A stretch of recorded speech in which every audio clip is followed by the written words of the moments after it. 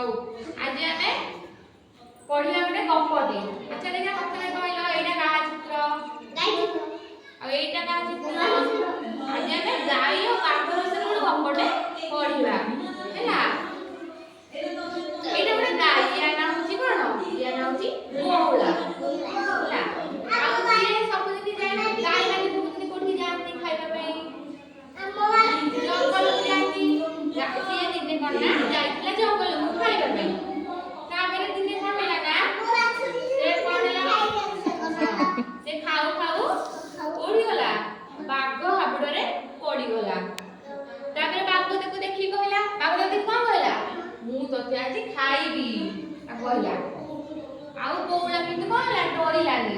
ସେ କହିଲା ବାଘ ମାମୁଁ ମୋ ଛୁଆଟି ଅଛି, ମୁଁ ମୋ ଛୁଆ ଫେରିବା ବାଟକୁ ଚାହିଁ ରହିଥିବ।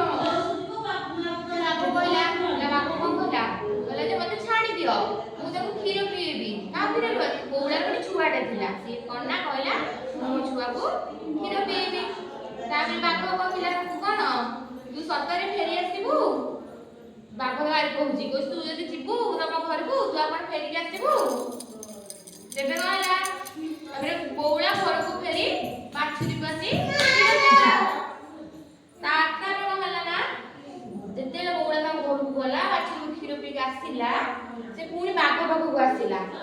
ଯେତେବେଳେ ସେ ଆସିଥିଲା ବାଘ ପାଖକୁ, ବାଘ ତାକୁ ଦେଖିକି କହିଲା ତୁ ସତରେ ଆସିଛୁ?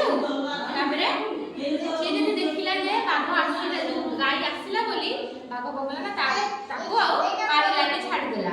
ଏଇଠି ଦେଖ, ଏଇଠି ଦେଖ, ବାଘ ତାକୁ ଦେଖ ଛାଡ଼ିଦେଲା ଆଉ ମାରିଲାନି। ତାପରେ ବଉଳା କଣ କଲା ନା ଖୁସି ଖୁସି ତା ଘରକୁ ଫେରିଗଲା ତା ଛୁଆ ମାନଙ୍କ ପାଖକୁ।